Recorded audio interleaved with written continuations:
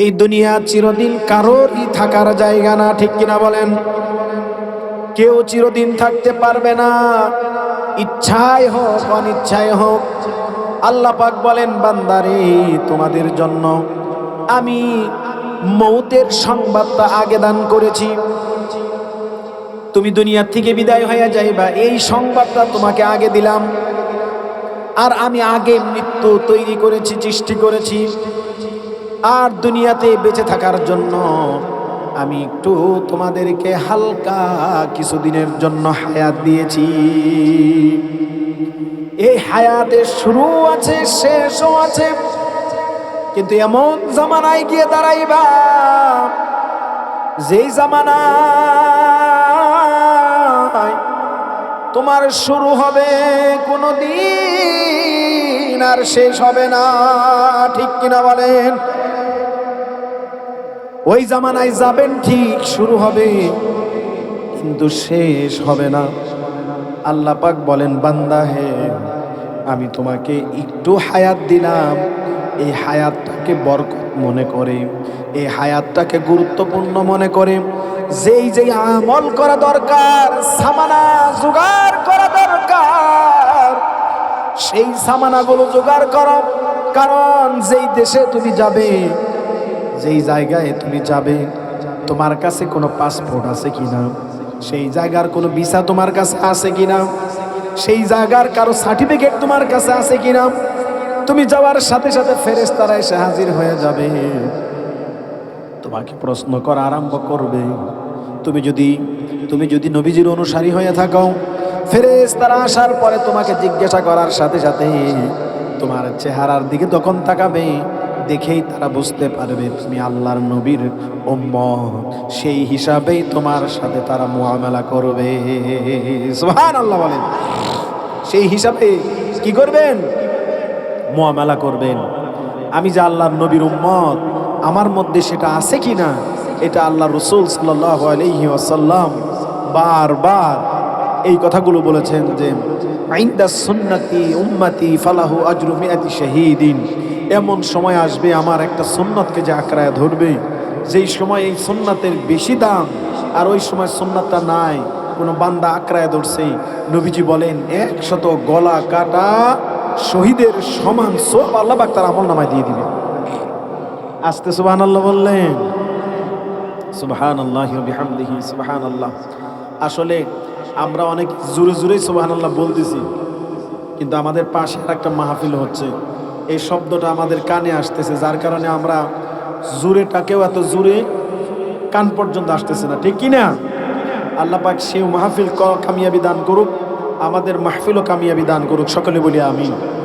লোক সমাগম এটা কিছু না, লোক সমাগম যত আসবে, কোরআনের বয়ান শুনবে, আলহামদুলিল্লাহ ভালো। এর মধ্য থেকে 2-4-10 জন আসবে, বাকিরা আসে নাই, আসতে পারে নাই। এর জন্য যে এই মাহফিল নষ্ট হয়ে গেছে তাও না। যে কয়জন সৈনিক আসছে, ওই কয়জন সৈনিকই আল্লাহর দরবারে কবুল হয়ে গেছে। সুবহানাল্লাহ বলেন। আরো আওয়াজ দিয়ে বলেন সুবহানাল্লাহ। আল্লাহ চায়, আল্লাহ সংখ্যা দেখে না, আল্লাহ সংখ্যা দেখে না, আল্লাহ দেখে মন আর হৃদয়। এই কলব দেখেন, কল যে আমার বান্দা আমার জন্য মহব্বত করছে কিনা। কারো দিকে তাকাই নাই, কি আমার পিছনে আসলো আর না আসলো, একাই হুঙ্কার দিয়ে সামনের দিকে অগ্রসর হয়েছে, একটু ভয় পাই নাই, সামনের দিকে অগ্রসর হয়েছে। কিসের কারণে? আল্লাহর উপরে তাওয়াক্কুল করে, ভরসা করে সামনের দিকে অগ্রসর হয়েছে। সুবহানাল্লাহ সুবহানাল্লাহ। কি সাহস! ঈমান কারে কয়? ঈমান, ঈমান। তা আমি যেই দেশে যাব, ওই দেশের সামানা, ওই দেশের পাসপোর্ট ভিসা আমার কাছে আসে কিনা, যদি না থাকে, এখানে যারা আছেন সবাইকে বলবো, এখানে যারা আছেন আমরা সবাইকে বলবো, ওই জায়গার সামানা ভিসা পাসপোর্ট যদি না থাকে, তাহলে কিভাবে নিতে হবে সেইটা আগে খেয়াল করা, আর সেইটা আগে অর্জন করা। আরে বাবা, এই সময় যারা এখানে উপস্থিত, দেখেন তো এখানে একটু হাত তুলে দেখাবেন, বাবা নাই কার কার, একটু হাত তুলে দেখান দেখি। প্রায় অর্ধেকের বেশি, তাই না? হাত নামান। অর্ধেকের বেশি বাবা নাই। দেখেন তো মনে পড়ে কিনা বাবার সেই শৈশবের স্মৃতিগুলো। পাহাড় সমান দায়িত্ব নিয়ে বটগাছের মতো ছায়া দিতেন আমাদেরকে। আমাদের পায়ের থেকে মাথা পর্যন্ত বাবা বারবার তাকায় তাকায় দেখতেন, সবসময় খেয়াল করতেন, মার দিকে তাকাইতেন, বোনের দিকে তাকাইতেন, ফ্যামিলির সব সদস্যর দিকে তাকাইতেন। কিন্তু এমন একটা বান্দা তার নিজের জন্য কখনো তাকায় দেখেন, শুধু তাকায় দেখছে আমার সন্তানের জুতা ছিঁড়ে গেছে, দৌড়িয়া বাজারে যাইতেন, আমার সন্তান 10 জন মানুষের সামনে চলবে, এই ছিঁড়ে জুতা দিয়ে চলতে পারে না। এই জন্য বাবা হাজারো কষ্ট হলেও দোকানে গিয়ে নতুন জুতা আপনার আর আমার জন্য এনে দিত, ঠিক কিনা বলে? বাবার পায়ের জুতাগুলোর দিকে তাকাইলে দেখা যাইত ওই জুতাগুলো কয়েকটা জোড়া তালি দিয়ে বাবা জুতাগুলো পরতেছেন। এরপরে দেখতাম আমাদের কাপড় ছিঁড়ে গেল পরে বাবা কাপড় কেনার জন্য বাজারে চলে যাইতেন, সারাদিন শ্রম দিতেন, টাকা না থাকলে টাকা কামাই করতেন, খুব কষ্ট করতেন। এই কষ্ট করতে করতে কিছু টাকা জোগাড় হইতো, দোকানে যাইতে, যদি কিছু বাকি থাকতেন দোকানওয়ালারে বইলা আসতে, আমি কয়েকদিনের মধ্যে কাজ করে তোমার টাকাটা পরিশোধ করে দিব। এত বড় বটগাছের ছায়া নিয়ে দায়িত্ব নিয়ে বাবা আমাদেরকে হাসি খুশি রাখার চেষ্টা করতেন। বাবা বাজার থেকে আমাদের জন্য পোশাক নিয়ে আসতেন, সুন্দর করে মাথা থেকে পা পর্যন্ত শার্ট কিনে দিতেন, প্যান্ট কিনে দিতেন, পাঞ্জাবি পায়জামা জুতাগুলো পরায়া। এরপরে বাবা ফাঁকে থেকে মুস্কি মুস্কি হাসতেন যে আমার বাচ্চাদনকে, আমার সন্তানকে অনেক সুন্দর লাগতেছে, ঠিক কিনা জুড়ে বলেন? কিন্তু ওই বাবা অধমের দিকে তাকাইলে দেখা যাইত সবাই সুন্দর পরিপাটি হয়ে আছে, মায়ের সুন্দর পোশাক দেখা যাইত, বোনের সুন্দর পোশাক দেখা যাইত, ভাইয়ের সুন্দর পোশাক দেখা যাইত। কিন্তু ঈদের পর ঈদ যাইত, বাবার দিকে তাকাইলে দেখা যাইত সেই পুরাতন জুতাগুলো কয়েকটা জোড়া দিয়া পাই দিয়া ঈদের মাঠে চলে যেতেন। কাপড়গুলি কিছু রকম ভালো করে ধুয়ে কোন রকম আয়রন করেই সেটাই গায়ে দিয়ে যাইতেন। বাবার দিকে তাকায় দেখলে মনে হতো আমাদের বাড়ির কর্তা না, মনে হয় আমার বাবা আমাদের বাড়ির রাখাল, ঠিক কিনা জুড়ে বলে? সেই বাবা, আমরা নতুন পোশাক পরে ঘুরতাম, কিন্তু বাবার গায়ে নতুন পোশাক হতো না। বাবার দিকে তাকাইলে মনে হইতো আরে কতদিন অনাহারে, মনে হয় বাবা না খেয়ে কষ্ট করে আমাদের জন্য এই পোশাকগুলো তৈরি করেছেন, আমাদের জন্য এই পোশাকের বন্ধ ব্যবস্থা করেছে। সেই দয়ার বাবা যখন ঈদের মাঠে যাইতাম, কোনো মাহফিলে বা অনুষ্ঠানে নিয়ে যাইতেন, কাঁধে করে নিয়ে যাইতেন, কোলে করে নিয়ে যাইতেন, হাতে ধরে ধরে নিয়ে শিখাইতেন, বিভিন্ন জায়গায় নিয়ে যেতেন। আর মনে মনে চিন্তা করতেন, বাবা আজকে তোমাকে এখানে নিয়ে আসলাম, তুমি শিখতে পারলে তুমি একদিন শিখে আমি যখন বুড়া হয়ে যাব, বাবার মনে এই কথাগুলো বারবার উচ্চারণ হয়, বাবারে আমি যখন বুড়ো হয়ে যাব, তুমি যখন বড় হইবা, আমাকে তখন তুমি এইভাবে ধইরা আমি যখন উঠতে পারবো না, বসতে পারবো না, চলতে পারবো না, তখন তুমি আমাকে ধইরা যেখানে যাওয়ার সেখানে আমাকে নিয়ে যাইও, আমাকে ফালায়া রাইখা যাইও না, ঠিক কিনা জুড়ে বলে?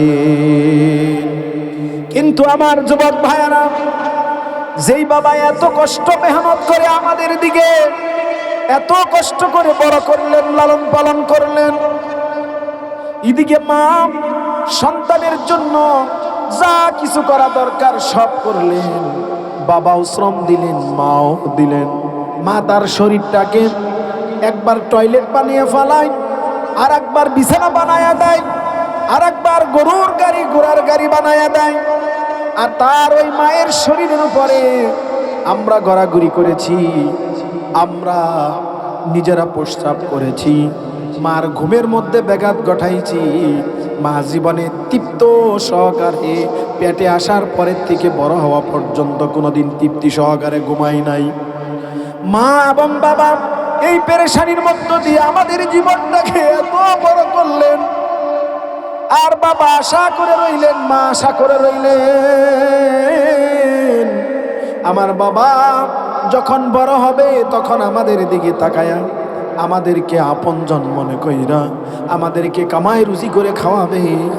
কিন্তু সেই সন্তান বড় হইয়া পরের মেয়ের সাথে বিবাহর সাথে সাথে নিজের আপন বাবা মাকে দূরে সরাইয়া দেয়। ঠিক কিনা বলেন? যুবক ভাই আমার, আপনার মধ্যে পরিবর্তন আসছে। মা বাবা দূরে সরাইয়া দিছেন, আল্লাহর আরশ কেঁপে উঠেছে। আপনি আপনার স্ত্রী নিয়ে অনেক আনন্দে আছেন।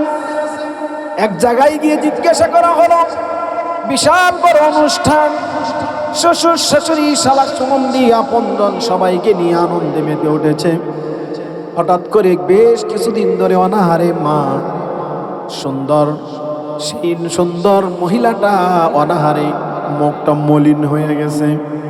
মায়ের চেহারার দিকে তাকাইলে সে আগের মতো আর ভালো লাগে না।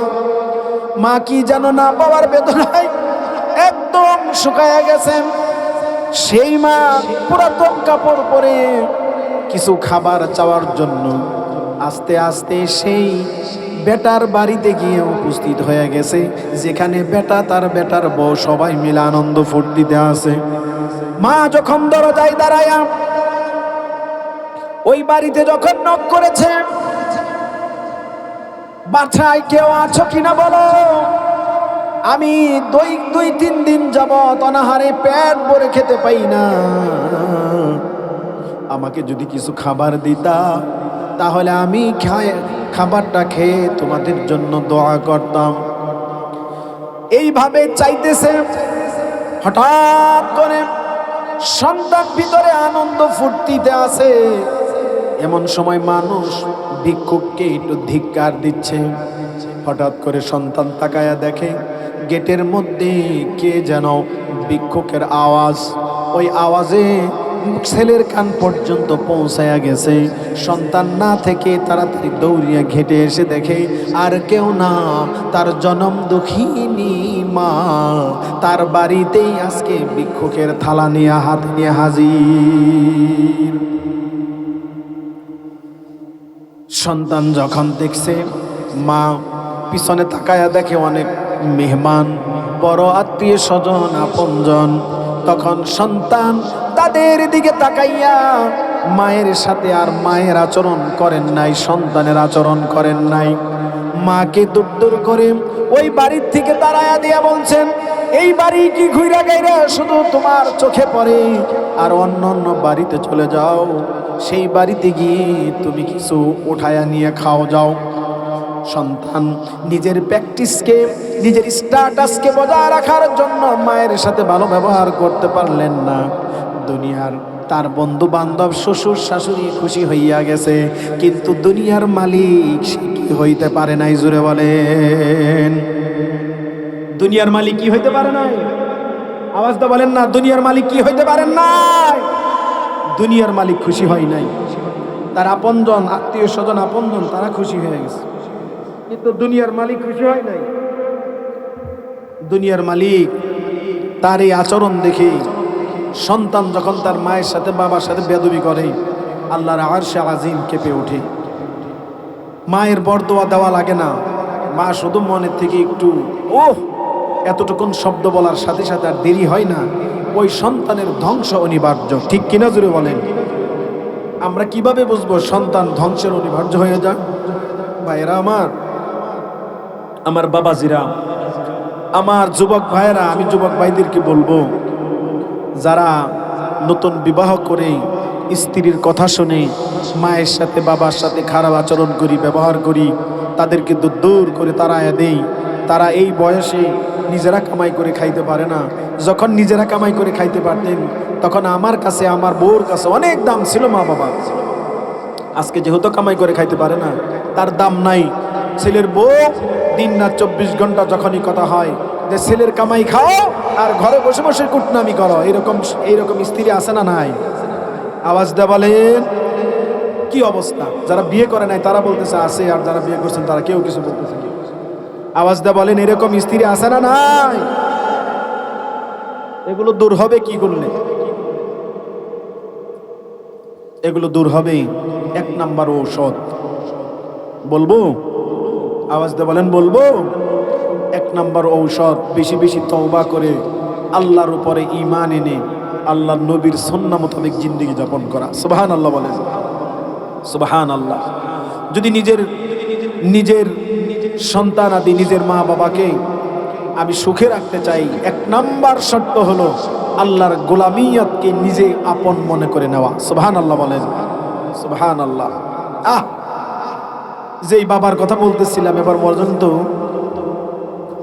বাবা যেই চরিত্র আমাদেরকে ছোট্ট সময় দেখাইছেন, এত কষ্ট আর ধৈর্য সহকারে আমাদেরকে বড় করছেন, সেই বাবাকে যখন কষ্ট দিই, সেই বাবাকে যখন অপমান করি, তখন নিজের কাছে তো কিছু মনে হয় না, কিন্তু বাবার কাছে কেমন মনে হয় একটু কি আমরা বলতে পারবো? পারবো না। যারা বাবার বয়সী হয়েছে তারাই শুধু বলতে পারবে সন্তানের কাছে অপমান হওয়া কতটা লাঞ্ছনাজনক, কতটা লজ্জাজনক। ঠিক কিনা জোরে বলেন?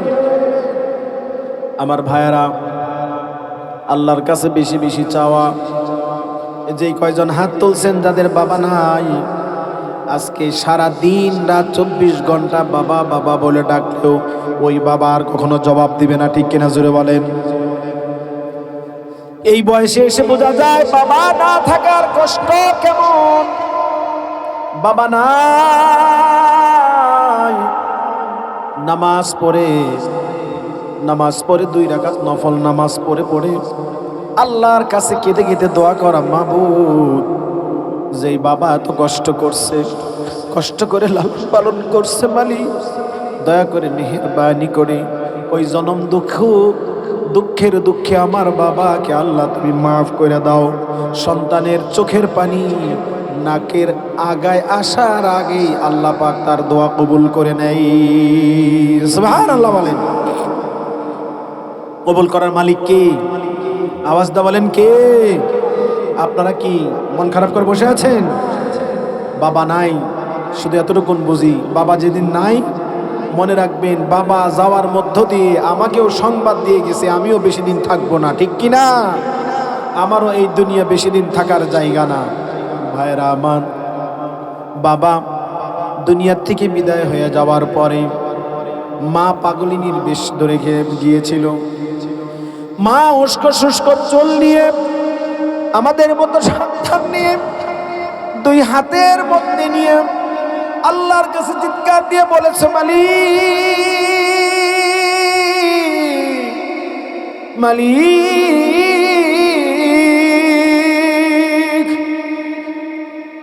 যার কাছে আমাকে সঁপে দিয়েছিলাম, আমার দায়িত্ব নিয়ে যিনি আমাকে এই সংসারে আমাকে দায়িত্ব নিয়ে স্ত্রী হিসাবে গ্রহণ করে এতটা আনন্দের সাথে চলতাম, আজকে এমন সময় বিধবার শাড়ি আমার গায়ে জড়াইলাম, আজ থেকে সন্তান ব্যতীত আমার স্বামীর কোনো সোহাগার আমি পাবো না। মায়ের হাতে কাঁদে, দিনে কাঁদে, সন্তানের দিকে তাকায়া বাবার কথা মনে করে করে কান্না করে। আল্লাহ রাব্বুল আলামিনের হাবিব বলেন, যে স্ত্রী তার স্বামী মারা যাওয়ার পরে নামাজ পড়ে পড়ে ধৈর্য ধারণ করে সন্তানের মুখের দিকে তাকায়া আল্লাহর কাছে দোয়া করবে, আল্লাহ রাব্বুল আলামিন তার জিন্দেগির তামাম সকল ছোট বড় গুনাহগুলো মাফ করে দিবে। স্ত্রীদের অনেক কষ্ট হয়। একজন বাবা না থাকলে মায়ের অনেক কষ্ট হয়। বাবা থাকতে সব কাজে জড়িত হতে পারে, সেই কাজগুলো মার দ্বারা হয় না, মা করতে পারে না। কিন্তু মা সব কাজের মধ্যে জড়িত হতে পারে না, কিন্তু সন্তানটাকে বুক থেকে কখনো ছেড়ে দেয় না, ঠিক কিনা জুড়ে বলে। বাবা যেমন বাহিরের সমস্ত কাজগুলো স্ত্রী সন্তানের জন্য করতেন, আর মাও তার স্বামী সন্তানের জন্য জীবন দিয়ে সংসারটাকে আগলায়া ধরে রাখেন। এজন্য সন্তানটাকে এতিম হিসাবে মা লালন পালন শুরু করে দেয়। বহু দুঃখ এবং কষ্ট যন্ত্রণা হয়, এরপরেও মা সন্তানটাকে ফেলে দেয় না, সন্তানটাকে বড় করে, সন্তানটাকে শিখায়, এইটা করা শিখো, ওইটা করা শিখো, লেখাপড়া শিখো, মায়ের ইজ্জত করা শিখো, বাবার ইজ্জত করা শিখো, তার উপর ঈমান আনো, নবীর তরিকা মতো চলো, নবীরে কষ্ট দিও না, আমার আল্লাহকে কষ্ট দিও না, নবীর প্রেম মনের ভিতরে ধারণ করো, আল্লাহর উপরে ভরসা করো, আল্লাহর উপর ঈমান আনো। যদি ঈমান আর নবীর উপরে পরিপূর্ণ আস্থা এবং বিশ্বাস থাকে, আল্লাহ রাব্বুল আলামিন তোমাকে দুনিয়াতেই বাদশা বানায়া দিবেন। সুবহানাল্লাহ বলেন। কোন সন্তান যদি বাদশা হতে চায়, সে যেন তার মায়ের খেদমত করে। আর কোন সন্তান যদি টাকাওয়ালা, টাকা হাতাইতে চায়, সে যেন তার বাবার সম্পূর্ণ খরচগুলো নিজে বহন করে। বাবার চিকিৎসা, সুখ চিকিৎসা, বাসস্থান, খাবার, কাপড় চোপড়, কোন সময় কি লাগে, তুমি সন্তান হিসাবে যদি সেটা করতে পারো, আল্লাহ রাব্বুল আলামিন জীবনেও তোমাকে কখনো টাকার অভাব দেখাবে না। চিল্লায় বলেন, আরো জোরে বলেন। যদি টাকার অভাব দূর করতে চান, তাহলে বাবার খেদমত করেন। আর যদি দুনিয়াতে বাদশাহী করতে চান, মায়ের খেদমত করেন। সুবহানাল্লাহ বলেন। এই জন্য মা বাবার খেদমত কোন সন্তান যদি করে, আল্লাহ রাব্বুল আলামিন এত খুশি হয়, এত খুশি হয়। আল্লাহ পাক বলেন, বান্দারে তুমি যেই রাস্তা দিয়ে হাইটা যাইবা, তোমার সাথে আরো 10 জন ছেলে মেয়ে যাবে, তোমার দিকে খেয়াল করবে না। ওই মা বাবার দোয়া যেই সন্তানের উপরে, তার দিকে সকলের নজর থাকে। সুবহানাল্লাহ বলেন। সন্তান আমার মা বাবার কারণে বড় হইতে পারবা। আর আল্লাহ, আল্লাহর রাসূলের প্রেম যদি থাকে, তাহলে তুমি দুনিয়াতেও জান্নাতি, আখিরাতেও তুমি জান্নাতের অধিবাসী হইতে পারবা। সুবহানাল্লাহ বলেন। এই জন্য মা শিখাচ্ছে, ও আমার বাচ্চাদন, শিখো, নবীর প্রেম হৃদয়ের ভিতরে নিয়ে আসো। মাথার থেকে পা পর্যন্ত নবীর প্রেম দিয়ে সাজাও, শরীরটাকে প্রেম দিয়ে সাজাও, মহাব্বত দিয়ে সাজাও, নবীর ভালোবাসা দিয়ে সাজাও। আমাদের দেশে যুবকদের ভিতরে নবীর প্রেম এত বেশি এসে গেছে, এই দেশে যদি নবীর সম্পর্কে কেউ কটূক্তি করে, তাকে শুধু ভয় পায় না, তাকে ইচ্ছা মতো ধুলাই দিয়ে গাছের সাথে বেঁধে নবীর অপমানের প্রতিশোধ নেওয়া শিখে গেছে। ঠিক কিনা জুড়ে বলে। আমার দেশের যুবকদের ভিতরে নবীর প্রেম এতই মজবুত হয়ে গেছে, সে যত বড়ই রক্তচক্ষুওয়ালা হোক না কেন, আমার দেশের যুবকরা আর ভয় পায় না, তার দিকে তাকাই না। সে কে? নবীর অপমান করছে, দেরি করে না, তাকে ইচ্ছা মতো ধুলাই দিয়ে দুনিয়ার থেকে বিদায় করতেও ভয় পায় না। ঠিক কিনা জোরে বলেন। ভাইরা আমার, এটা হলো নবীর প্রেম। নবীর প্রেম যার ভিতরে যত বেশি থাকে, তার ঈমান তত মজবুত থাকে, তার ঈমান তত মজবুত থাকে। আমার পাগল মন ওই মদিনার প্রেমে পড়েছে, আমার পাগল মন ওই মদিনার প্রেমে পড়েছে। বলেন, আমার পাগল মন ওই মদিনার প্রেমে পড়েছে। ওই মদিনা এই মনকে, ওই মদিনা এই মনকে পাগল করেছে। আমার পাগল মন ওই মদিনার প্রেমে পড়েছে। বলেন, আমার পাগল মন ওই মদিনার প্রেমে পড়েছে। ওই মদিনা এই মনকে, ওই মদিনা এই মনকে পাগল করেছে।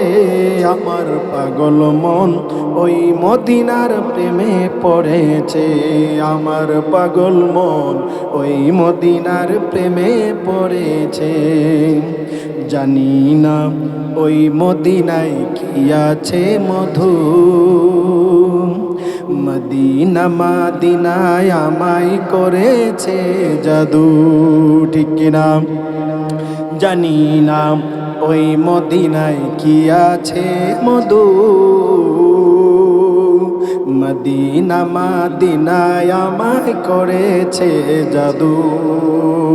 বিশ্ব জগৎ নবীর প্রেমে, বিশ্ব জগৎ নবীর প্রেমে পাগল হয়েছে।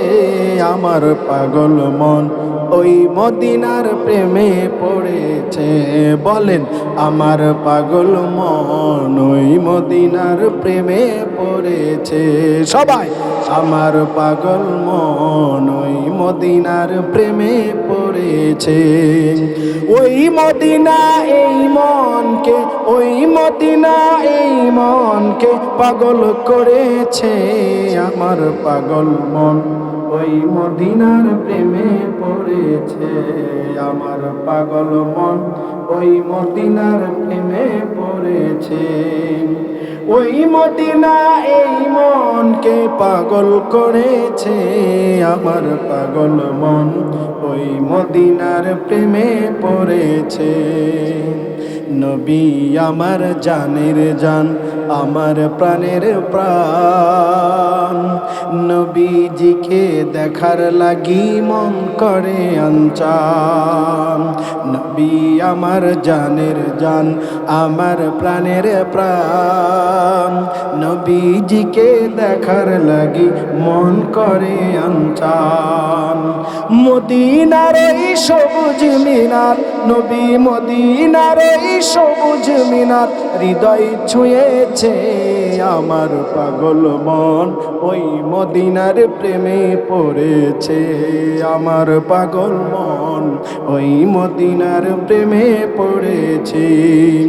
ওই মদিনা এই মনকে, ওই মদিনা এই মনকে পাগল করেছে। আমার পাগল মন ওই মদিনার প্রেমে পড়েছে। আমার পাগল মন ওই মদিনার প্রেমে পড়েছে।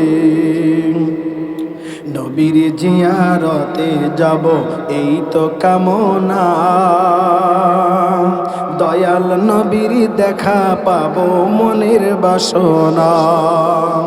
নবীর জিয়ারতে যাব এই তো কামনা, নবীজিরি দেখা পাবো মনের বাসনা। ওই মদিনায় এই মনকে, ওই মদিনায় এই মনকে পাগল করেছে। আমার পাগল মন ওই মদিনার প্রেমে পড়েছে। আমার পাগল মন ওই মদিনার প্রেমে পড়েছে। ওই মদিনায় এই মনকে, ওই মদিনায় এই মনকে পাগল করেছে।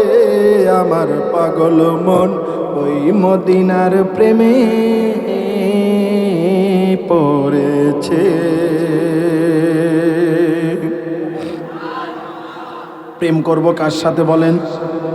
শয়নে স্বপনে আল্লাহর সাথে প্রেম করব। সুবহানাল্লাহ বলেন। আমার প্রেম আল্লাহর সাথে যদি হয়ে যায়, আমার দিল যদি আল্লাহর পাগল হয়ে যায়, এই দুনিয়ার কোনো কিছুই আর আমার কাছে সাধারণ কিছুই থাকবে না। ঠিক কিনা জোরে বলেন? আল্লাহর প্রেম যদি মনের ভিতরে ধারণ করা যায়, আল্লাহর প্রেম যদি এই বুকের ভিতরে আনা যায়, তাহলে দুনিয়ার কোনো কিছুই আর তার কাছে কিছু মনে হয় না। এই জন্য আল্লাহ আল্লাহর রসুলের বিরুদ্ধে যদি কেউ কিছু বলে, ওই আল্লাহর প্রেমিকরা, আল্লাহর রসুলের প্রেমিকরা রক্ত চক্ষুকে উপেক্ষা করে সিনা টান করে রাস্তার মাঝখানে দাঁড়া যায় প্রতিশোধ নেওয়ার জন্য। ঠিক কিনা জুড়ে বলে? আমার ভাইয়েরা, আল্লাহ রাব্বুল আলামিন বান্দাদের ভিতরে যেই সমস্ত বান্দাগুলো সবাই যখন ঘুমায়া, সবাই যখন রাত্রি যাপন করতেছে, এত বড় রাত, এত বড় রাত, এত বড় রাত, ঘুম আসতেছে, ঘুমের মধ্যে সময় কাটায়া দিতেছে, ঘুমের ভিতরে সময় কাটায়া দিতেছে, কিন্তু আল্লাহর প্রেমিকরা ঘুমায় না। কিছুক্ষণ ঘুমানোর পরে হঠাৎ করে তাকায়া দেখে সবাই যখন ঘুমে, সে আর ঘুমায় না, আস্তে করে উঠে ওযুটা করে যায় নামাজে আল্লাহর প্রেমে মশগুল হয়ে যায়। ঠিক কিনা জোরে বলে? এই যে আল্লাহর প্রেমে মশগুল হয়ে যায় এই সমস্ত বান্দাগুলো আল্লাহর সাথে প্রেমের খেলা খেলে, আল্লাহকে বলে মালিক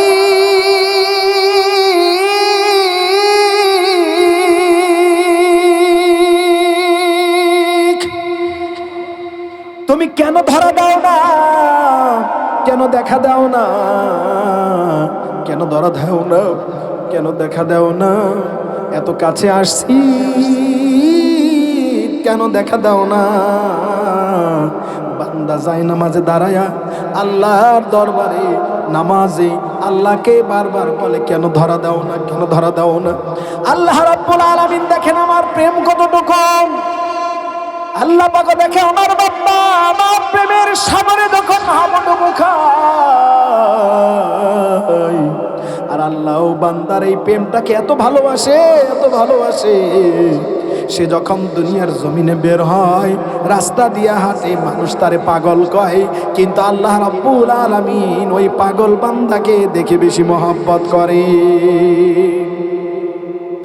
ওয়াইস করণী ছিলেন নবীর প্রেমে এতটাই প্রেমিক ছিল, এতটাই প্রেম করেছিলেন মন থেকে, নবীজির কথা যা শুনতেন তাই মানতেন, যা শুনতেন তাই মানতেন। যুবকেরা অধিকাংশ এই ওয়াজটা জানে যে হযরতে ওয়াইস করণী নিজের মাকে এত ভালোবাসতেন, মায়ের কাছে ছুটি নিছেন, সেই মদিনাতে যাবেন, মদিনাতে গেছেন, কিন্তু নবীজি ছিলেন না, যার কারণে দেখা হয় নাই। কিন্তু মায়ের কাছ থেকে বলে আসে নাই, মা গো যদি নবীজির সাথে দেখা না হয় আমি কি তাহলে দেখা করে আসব? এতটুকুন শব্দ বলে না আসার কারণে মায়ের সাথে অন্যায় করে নাই, নবীজির সাথে দেখা করা ব্যতীত অমনিতেই মায়ের খেদমতে চলে আসছিল। প্রেম কম ছিল? নবীর প্রেম কম ছিল? প্রেম বিন্দু মাত্র কম ছিল না। যখন নবীজি দুনিয়ার থেকে বিদায় হয়ে যায়, হযরত ওমর ফারুক রাদিয়াল্লাহু তাআলা আনহুকে বলে দিয়ে গেলেন, ওমর ফারুক আমার জামাটা তোমার কাছে দিয়ে গেলাম, অমুক জায়গার থেকে একটা পাগল আসবে, তার নাম ওয়াইস করণী, সে যদি আসে তার সাথে যদি দেখা হয় তাহলে আমার জামাটা তাকে তুমি দিয়ে দিও। হযরত ওমর ফারুক রাদিয়াল্লাহু তাআলা আনহু বলেন, আমার কাছে দায়িত্বটা এত বড় মনে হলো, এত বড় মনে হলো, এই জামাটা আমি কোন সময় করণীর কাছে পাঠায়া দিব, পৌঁছায়া দিব, সেই জন্য আমার কাছে অনেক বড় মনে হইল। হঠাৎ করে একদিন কাবা চত্বরে দেখা হয়ে যায়, হযরত ওমর রাদিয়াল্লাহু তাআলা আনহু ওই তাকে জিজ্ঞাসা করেন, সেই যখন বলেন আমি ওয়াইস করণী, আল্লাহর রাসূল সাল্লাল্লাহু আলাইহি সাল্লামের সালামের বার্তারা তাকে বলেন, এরপরে বলেন আল্লাহর নবী আমাকে একটি জামা তোমাকে উপহার দেওয়ার জন্য দিয়ে গেছে, আমি সেই জামাটা তোমার কাছে পৌঁছে দিলাম। সুবহানাল্লাহ। ওয়াইস করণী জামা নিয়ে পড়ছে, আওয়াজটা বলেন, জামা নিয়ে পড়ছে? জামা নিয়ে পড়ে নাই, জামাটাকে চোখের মধ্যে সময়, চোখের মধ্যে সোয়া আর কান্না করে, বুকের মধ্যে নেয় আর কান্না করে যে হে নবী আপনার ভালোবাসার জামাটা আমাকে দিয়ে দিলেন। হযরতে আবু বকর পাই নাই, হযরত ওমর পাই নাই, হযরত ওসমান পাই নাই, হযরত আলী রাদিয়াল্লাহু তাআলা আনহু পাই নাই। খেলাফতের চারজন এই আল্লাহর নবীর চারজন খলিফা, এই খলিফারা কেউ এইটা পাইলেন না। দুইজন শ্বশুর, দুইজন মেয়ের জামাই, কেউ পাইলেন না। আর কোথাকার কত দূরে আল্লাহর নবীর একজন প্রেমিক আশিকান আল্লাহ পাক নবীজি তাকে দিয়ে গেলেন। সুবহানাল্লাহ বলেন। যখন মন থেকে কারো প্রতি প্রেম আসে, ভালোবাসা আসে, তার কথা বললেও ভালো লাগে, তাকে দেখলেও ভালো লাগে, তার কথা শুনলেও ভালো লাগে। ঠিক কিনা জোরে বলেন, আর আওয়াজ দা বলেন ঠিক কিনা। আল্লাহর প্রেম যার ভিতরে আছে, আল্লাহর রসুলের প্রেম যার ভিতরে আছে, সারা রাত যদি এইভাবে বলা যায়, ওই আল্লাহর প্রেমিক, আল্লাহর রসুলের প্রেমিকরা রাত কি রাত যাবে, বাউন্ডারির বাহিরে যাবে না। ঠিক কিনা জোরে বলেন। আল্লাহর রসুলের প্রেম, আল্লাহর প্রেম মনের ভিতরে খুব মজবুতির সাথে আনা। সাহাবা আজমাইনরা যেভাবে আনছেন, নবীজিরা যেভাবে, আল্লাহর রাসূলরা যেভাবে আল্লাহকে ডাকতেন, আল্লাহকে ভালোবাসতেন, এই জন্য নবীজি যখন রাত্রিতে ঘুম আসতেন, আল্লাহ পাক বলে দিতেন, ইয়া আইয়ুহাল মুযাম্মিল কুমিল লাইলা ইল্লা قليلا نصفه أو انقص منه قليلا। আল্লাহু আকবার বলেন। আল্লাহ রাব্বুল আলামিন বলেন, নবীজিকে ডাক দিতেন, ইয়া আইয়ুহাল মুযাম্মিল, হে কম্বলওয়ালা, আপনি যেভাবে ঘুমাইছেন উঠেন, ইল্লা কুমিল লাইলা ইল্লা কলিলা, ঘুম থেকে উঠেন একটু করে, নিসফাহু আবিন উসমিনহু কলিলা, আপনি ঘুম আসেন, ঘুম থেকে আবার উঠেন, আবার একটু নামাজ পড়েন, আল্লাহর শুকরিয়া জ্ঞাপন করেন, আবার গিয়ে ঘুমান, আবার উঠেন। নবীজি এইভাবে উঠতেন, আবার আল্লাহর প্রেমে মশগুল থাকতেন, আবার ঘুম আসতেন, আবার উঠতেন, এইভাবে সারা রাত আল্লাহর রাসূল আল্লাহর প্রেমে মশগুল থাকতেন। সুবহানাল্লাহ বললেন না? আমাদের কাজ কি? নবীজি আমাদেরকে শিখায় গেলেন, যেই ব্যক্তি নবীজির প্রেমে মাথার থেকে পা পর্যন্ত নবীর প্রেমে অক্ষ করে দিবে, যেই ব্যক্তি, যেই বান্দা, যেই বান্দি মনে করবে আমি আল্লাহর রাসূলের প্রেমিক হব, তাহলে মাথার থেকে পা পর্যন্ত নিজেকে সুন্নাত দিয়ে আবৃত্তি করতে হবে।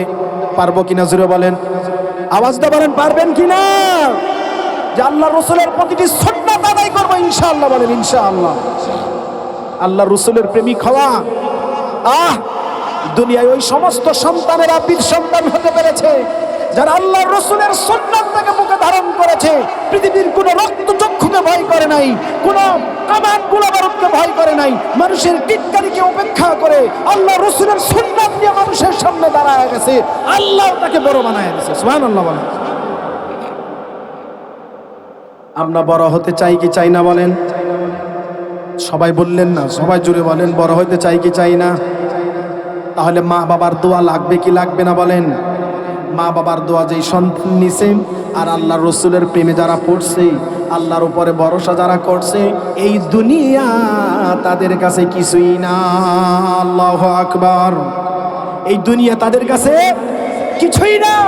এই দুনিয়া যদি 14 কোটি বারো বিক্রি করা তার সামনে দেওয়া হয়, সে বলবে এগুলো আমার কাছে কিছুই না, নাথিং। আমার কাছে ওই একটা শব্দই সবচেয়ে বড়, সেটা হলো আল্লাহ।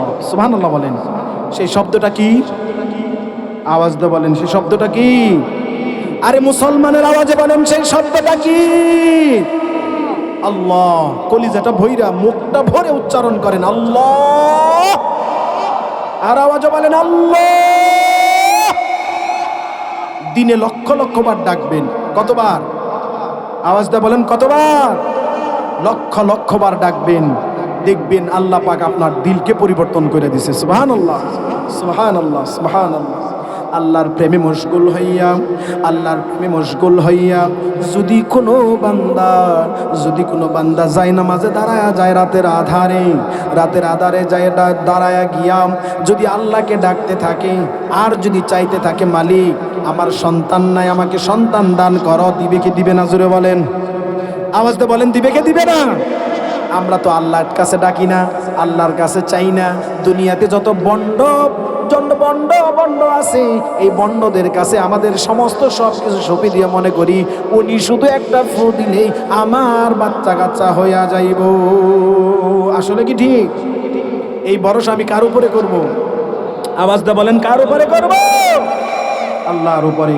এই জন্য নামাজের মধ্যে আল্লাহর কাছে দোয়া করব, আমার অসচ্ছলতা সচ্ছলতার জন্য দোয়া করব, আমার অসুস্থতা সুস্থতার জন্য দোয়া করব, আমার ভালো লাগে না ভালো লাগার জন্য দোয়া করব, স্ত্রী কথা শুনে না আল্লাহর কাছে দোয়া করব, স্বামী কথা শুনে না স্ত্রী আল্লাহর কাছে দোয়া করবে, সন্তান কথা শুনে না মা বাবা আল্লাহর কাছে দোয়া করবে, পিতা মাতা নিজের আয়ত্তের বাহিরে চলে গেছে আল্লাহর কাছে দোয়া করবে।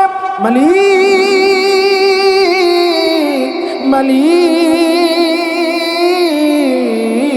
মালিক, দুনিয়াতে আপনি আমাদেরকে সৃষ্টি করেছেন, আমার কি কি লাগে দুনিয়ার কোনো মানুষের কাছে আমি হাত পাততে পারবো না, আমি চিন্তা ভাবনাও করতে পারবো না, কারো কাছেও আমি যাইতে পারবো না, কারো কাছে আমার ব্যথা বলতে পারবো না, আপনার কাছে আমার ব্যথা বলে দিলাম, আমার যা যা কিছু লাগে আপনার গাইবী মদত দ্বারা আপনি আমাকে দান করেন। আল্লাহর কাছে চাইতে রাজি আছি কি নাই? সবাই বললেন, আওয়াজ দিয়ে বলেন চাইতে রাজি আছি কি নাই?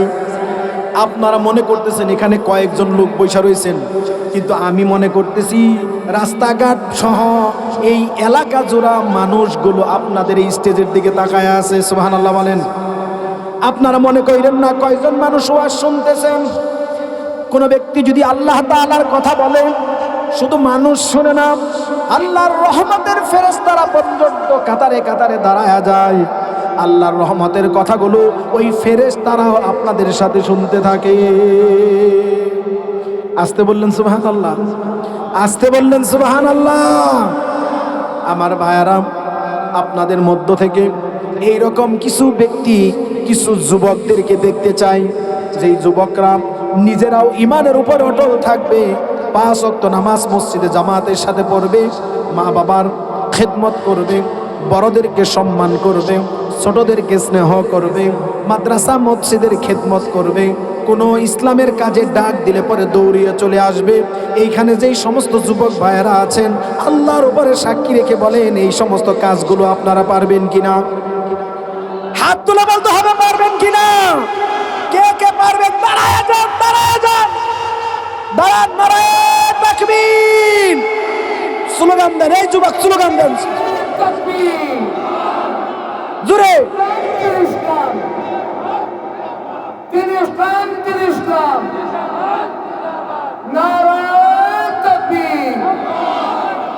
আল্লাহ সবাইকে কবুল করুন, চিল্লায়া বলেন আমিন।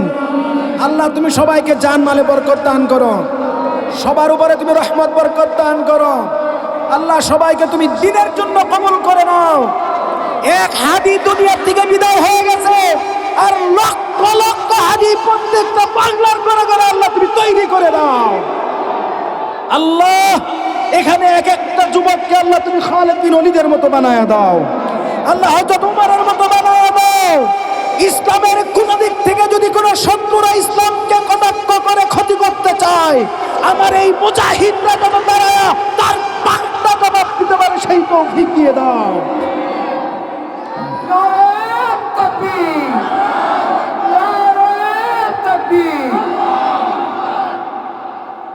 আমার প্রিয় ভাইরা, এই দিন আল্লাহ তাআলা আমাদের কাছে নিয়ামত স্বরূপ দিয়েছেন আমানতের সাথে। জুড়ে বলেন তো কিসের সাথে? আমানত দিয়েছেন, আমানত। আমানত, এই আমানত রক্ষা করার দায়িত্ব কাদের? চিল্লায় বলেন না কাদের? আমার আর আপনার আমানত রক্ষা করা। আর আমানত রক্ষা করতে গিয়ে ডান বামে তাকানো যাবে না। আমার জান যাইতেছে, মাল যাইতেছে, সন্তান চলে যাইতেছে, আমি নিজে শেষ হয়ে যাইতেছি। আল্লাহর বান্দার মধ্যে এই খবরদারি থাকবে না, আল্লাহর আমানত রক্ষা করতে হবে। তাতে যদি আমাকে দুনিয়া থেকে বিদায় করে দেওয়া হয়, আল্লাহর আমানতের এক চুল পরিমাণ কিসমা হবে না। ঠিক কিনা জুড়ে বলেন? এটার নাম হলো গোলাম, এটা হলো বান্দা। এই বান্দাকে আল্লাহ পাক কবুল করেন। সুবহানাল্লাহ বলেন, সুবহানাল্লাহ বলেন। আল্লাহ নাই বা এইভাবে কখনো আমল করি নাই। একটা কথা মনে রাখবেন, আল্লাহ আমানতদার, আল্লাহ কখনো খিয়ানত করেন না। জোরে বলেন আল্লাহ, জোরে বলতে হবে আল্লাহ কখনো, জোরে বলেন না কখনো, আমার আল্লাহ কখনো খিয়ানত করে না। আল্লাহ আমানতদার। আল্লাহর কাছে কিছু জিম্মায় রাখলে সেটা আল্লাহ পরিপূর্ণ জিম্মাই রাখে। আবার যখন চাইবা বান্দা তখন আল্লাহ পাক পরিপূর্ণভাবে তোমার কাছে পৌঁছায়া দিবে। সুবহানাল্লাহ। পৃথিবীর আর কেউ এমন আছে যে আপনি একটা জীবন একটা জিনিস দিবেন আপনাকে পরিপূর্ণভাবে আবার সেই রকম ভাবে ফিরায় দিবে? আছে কেউ? নাই, একমাত্র আল্লাহ। এই জন্য আমরা যখন কালেমা পড়ি, সুবহানাল্লাহ বলেন, আজকে সবাই পড়বো, পড়ার পরে এই কথাটা আল্লাহকে বলবো। আমি যখন কালেমা পড়বো, কালেমা পড়ার সময় নিয়ত করব, মালিক, মালিক গো, ও মালিক, মালিক, তোমার কালেমা আমার জবানে পড়লাম, আর তুমি বলছো, নবীজি বলছেন, অল হিজ পাস্ট সিনস, কেউ যদি কালেমা পড়ে, পড়ার সাথে সাথে তার পিছনের সমস্ত গুনাহগুলো আল্লাহ মাফ করে দেয়। তাহলে আমি আর আপনি কালেমা পড়ার পরেই আল্লাহকে বলবো, মালিক, এই যে কালেমা পড়লাম তুমি পড়ার জন্য তৌফিক দিছ, আর এই কালেমাটা পইরা তোমার কাছেই জমা রাখা দিলাম। সুবহানাল্লাহ বলেন। কালেমা পইরা কালেমা জমা রাখলাম কার কাছে? না এই আওয়াজে হইব না, মুসলমানের আওয়াজে, মুজাহিদের আওয়াজে বলেন, এই কালেমা পইরা জমা রাখলাম কার কাছে? আল্লাহর কাছে। আল্লাহর কাছে জমা রেখে বলবো, আল্লাহ আমি কালেমা পড়ছি, পিছনের গুনাহ মাফ করে দিছ, আর এই কালেমাটা তোমার কাছে জমা রাখছি, আমাকে কালেমার অনুপাতে চলার তৌফিক দিও। আমি যেদিন মারা যাব, আমি যেদিন, বলেন না, আমি যেদিন মারা যাব, সেই দিন আপনার পক্ষ থেকে জিম্মাদারি দিলাম, এখন এই কালেমাটা পইরা আপনার কাছে যেমন কি রাখছি, হেফাজতে রাখছি, আমি মৃত্যুর সময় এই কালেমাটা আমার জবান দিয়ে বের করে দিও। আরো আসতে বলেন সুবহানাল্লাহ। মাহফিল শিশুলে বললেন নাকি? এত বড় এই কথার ওয়েট কত, ওজন কত, এটা তো বুঝেন নাই। আমি কালেমা পয়রা জমা রাখবো কার কাছে? আল্লাহর কাছে। আর বলে রাখবো, মালিক আমি যখন মারা যাব সেই সময় শয়তান যেন আমার ইমানটা নিয়ে ছিনিমিনি খেলতে না পারে, আমি যেন ইমান নিয়ে জান্নাতে যাইতে পারি, কবরে যাইতে পারি। সেই জন্য আপনি আমার জবান দিয়ে শেষ মুহূর্তে, এটা আপনাকে জিম্মাদারি দিছি, আল্লাহ আপনাকে আমানত দিছি, আপনি কখনো খিয়ানত করেন না, আমার কালেমা আপনার কাছে আমানত। আমি যখন মারা যাব, মারা যাওয়ার সময় আমানতের সাথে আমার জবান দিয়ে কালেমাটা বের করে দিয়ে বলেন আমিন। আওয়াজ দিয়ে বলেন আমিন। এই এতটুকুনের আমল করেন প্রত্যেক দিন। এটা প্রত্যেক দিন ঘুমানোর সময় কালেমা পইরা ঘুমানো, আর এই কথা বলা, আমি যদি ঘুমের মধ্যেই মইরা যাই, ঘুম আসলে তো মানুষ মরাই, আমি যদি ঘুমের মধ্যে মইরা যাই তাহলে ওই সময় এই কালেমাটাই আমার জবান দিয়ে বের করে দিও। শয়তান যেন আমাকে পরাস্ত করতে না পারে, শয়তান যেন আমাকে দুর্বল করতে না পারে, আমার ইমানটা যেন ছিনিমিনি করতে না পারে, আমার ইমান যেন নিয়ে যেতে না পারে। মালিক আপনি মালিক, আপনার কাছে আমি এই কালেমাটা জমা রাখলাম, মৃত্যুর সময় আমার জবান দিয়ে বের করে আমাকে জান্নাতি মেহমান বানায়া দুনিয়া থেকে বিদায় করে দিও। বলেন সুবহানাল্লাহ। আলহামদুলিল্লাহি রাব্বিল আলামিন। ربنا آتنا في الدنيا حسنة وفي الآخرة حسنة وقنا عذاب النار. ربنا هب لنا من أزواجنا وذرياتنا قرة أعين واجعلنا للمتقين إماما. ربنا ظلمنا أنفسنا وإن لم تغفر لنا وترحمنا لنكونن من الخاسرين. رب اغفر لي ولوالدي وللمؤمنين يوم يقوم الحساب. رب هب لي من الصالحين.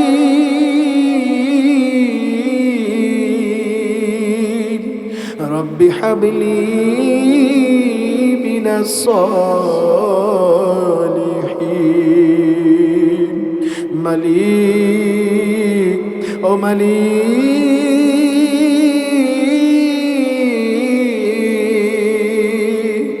মাওলা আল্লাহ শুরু থেকে শেষ পর্যন্ত যতক্ষণ কথা বলেছি, আয় আল্লাহ তোমার পাগল বান্দারা আশিকান জাকেরান্না শেষ পর্যন্ত একটা লোক ওঠে নাই। মনে হয় সারা রাত তোমার কথা বললে, তোমার রসুলের কথা বললে একজনও এখান থেকে উঠে যাইতো না। আল্লাহ মালিক, তোমার এই পাগল বান্দাদের জীবনের শুরু থেকে নিয়ে আজকের এই পর্যন্ত যত তাসবিহ তাহলিল ইবাদত করছে আল্লাহ, ভুল ত্রুটি মার্জনা করে আয় আল্লাহ সওয়াবটুকু নবীজির কদম মুবারকে পৌঁছায়া দাও।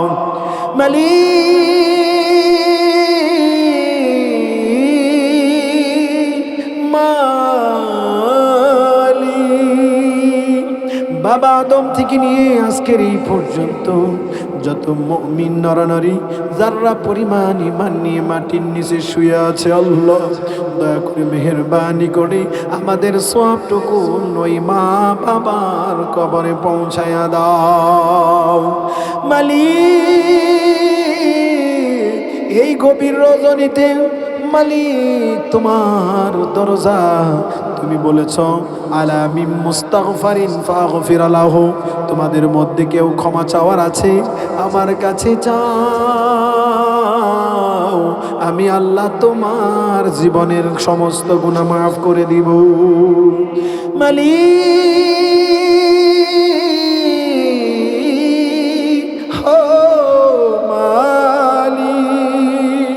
তোমার কাছে আমরা ভিক্ষুকের মতো চাইতেছি। মালিক আল্লাহ, জীবনের যত গুনাহ আছে ছোট বড় সগীরা কবিরা জাহিরি বাতিনি শিরকি বিদআতি জানা ও জানা ইচ্ছায় অনিচ্ছায় সব ধরনের গুনাহগুলো মালিক দয়া করে তোমার গফফার নামের উসিলা করিয়া আমাদের জিন্দেগির তামাম সকল ছোট বড় গুনাহগুলো মাফ করিয়া দাও। আল্লাহ আল্লাহ, আজকের এই মাহফিলের প্রথম রজনীতে আমি প্রধান মেহমান হিসেবে গুনাহগার হিসাবে সমস্ত নেককার বান্দাদেরকে নিয়া, দাড়ি পাকা মাথার চুল পাকা লোকদেরকে সাথে নিয়া, মালিক হযরত উলামা ইকরামদেরকে সাথে লইয়া আয় আল্লাহ মাইকিং লাইটিং পোস্টার হ্যান্ডবিল সামিয়ানা স্টেজ দ্বারাই করেছে কষ্ট করে, তাদের সবাইকে সাথে নিয়া আমার ডান পাশে বাম পাশে মুরব্বিদেরকে সাথে লইয়া আমার সামনে যুবক ভাইদেরকে সাথে লইয়া মালিক তোমার দুয়ারে উঠেছি, তোমার দুয়ারে দুইটা হাত তোলন করেছি। দয়া করে মায়া করে মেহেরবানি করে আমাদের মধ্যে যারা অসুস্থতা আছে দয়া করে আল্লাহ তুমি পরিপূর্ণ সুস্থতা দান করিয়া দাও। মালিক অসচ্ছলতা থাকলে সচ্ছলতা দান করিয়া দাও, সবার উপরে রহমত বরকত নাজিল করে দাও। আয় আল্লাহ মাইকওয়ালা ভাই আজকে যেই সুন্দর সার্ভিস দিয়েছে দয়া করে আল্লাহ তুমি তাকে দিনের জন্য কবুল করে নাও। আয় আল্লাহ সব ধরনের মুসিবত থেকে তাকে হেফাজত করো। আয় আল্লাহ এই মসজিদ মাদ্রাসা কবুল করে নাও। আয় আল্লাহ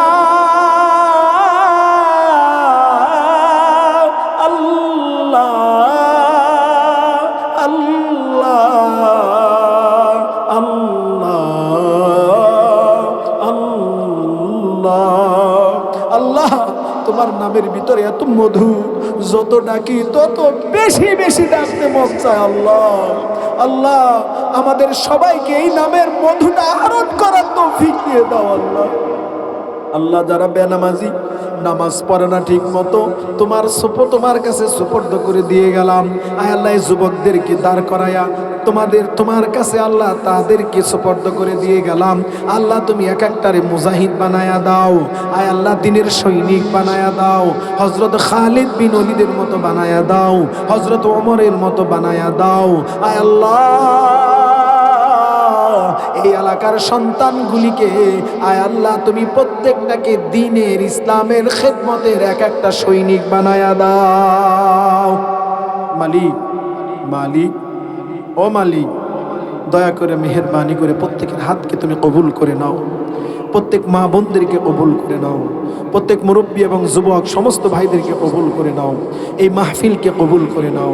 আগামী আর একটা রজনী আছে, ওই রজনীর যারাই কথা বলবেন শ্রুতি মধুর আওয়াজে আল্লাহ কোরআন সুন্নাহ ভিত্তিক কথা বলে আমার এই ভাইদেরকে বোনদেরকে আল্লাহ দিনের প্রতি আকৃষ্ট করে ঈমানওয়ালা বানাইয়া আল্লাহ আল্লাহ তাদেরকে জায়নামাজে দাঁড় করায় দেওয়ার মতন কথাবার্তাগুলো বলার তৌফিক আল্লাহ তুমি দান করে দিও আল্লাহ। আল্লাহ আল্লাহ আমি গুনাহগার, যেই সমস্ত কথাগুলো বলছি যদি আল্লাহ কোনো ভুল ত্রুটি হয়ে থাকে সেই সমস্ত ভুলগুলো তাদের স্মৃতিচারণ থেকে আল্লাহ তুমি দূর করিয়ে দাও। আয় আল্লাহ তুমি সবাইকে দিনের মুজাহিদ বানায়া দাও। আয় আল্লাহ আমি কথা বলেছি, মিডিয়া রেকর্ড করেছে, মাওলা গো কথা যদি ভালো লাগে মাওলা আল্লাহ তুমি আমাকে আমল করার তৌফিক আগে দিও। আয় আল্লাহ তারপরে শ্রোতাদেরকে আমল করার তৌফিক দিও। বিশ্বব্যাপী যারাই শুনবে তাদেরকে আল্লাহ তুমি আমলের জন্য কবুল করে দিও আল্লাহ। আয় আল্লাহ সবাইকে তুমি আমলওয়ালা বানায় দিও, কবর যাওয়ার আগে ঈমানওয়ালা বানায় দিও আল্লাহ, খাঁটি ঈমানদার বানায় দিও আল্লাহ। রব্বির হামহুমা কামা রব্বায়ানি সগীরা, রব্বির হামহুমা কামা রব্বায়ানি সগীরা। মালিক যাদের মা বাবা দুনিয়া থেকে বিদায় হয়ে গেছে দয়া করে আল্লাহ মা বাবার কবরটা জান্নাতের টুকরা বানাইয়ে দাও, চিরদিনের জন্য জান্নাতে বাসী করে দাও আল্লাহ।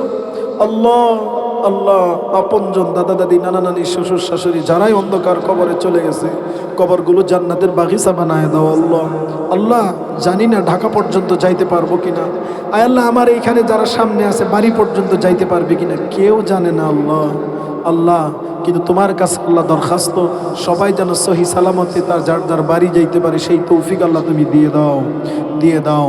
রব্বানা তাকাব্বাল মিন্না ইন্নাকা আনতাস সামিউল আলিম ওয়া তুব আলাইনা ইন্নাকা আনতাত তাওয়াবুর রহিম। সুবহানা রাব্বিকা রাব্বিল ইজ্জাতি আম্মা ইয়াসিফুন ওয়া সালামুন আলাল মুরসালিন। শেষ করার আগে তোমার কাছে বিনীতভাবে অনুরোধ করছি আল্লাহ, তোমার কাছে দরখাস্ত জানাচ্ছি আল্লাহ। আয় আল্লাহ যেই শরীফ মায়ের মাধ্যমে এখানে আসি লোকেরা ভালোবাসে, আমিও তাদেরকে মহব্বত করি ভালোবাসি। আয় আল্লাহ তার একটি সন্তান ইটালিতে আছে, এই এলাকার যেই সমস্ত ভাইদের সন্তানগুলো দেশ বিদেশে পড়ে আছে প্রত্যেকটি সন্তানের উপরে তোমার রহমত বরকত নাজিল করে দাও। প্রত্যেকটি সন্তানকে আল্লাহ আল্লাহ তুমি হেফাজত করো আল্লাহ। আল্লাহ আল্লাহ তুমি তাদের উপরে তোমার খাস রহমত নাজিল করে দিও, এলাকার উপরে তোমার রহমত বরকত নাজিল করে দিও। সুবহান রাব্বিকা রাব্বিল ইজ্জাতি আম্মা ইয়াসিফুন ওয়া সালামুন আলাল মুরসালিন আলহামদুলিল্লাহি রাব্বিল আলামিন ওয়া জাআলা আখিরা কালামুনা ইনদাল মাউত লা ইলাহা ইল্লাল্লাহু মুহাম্মাদুর রাসূলুল্লাহ।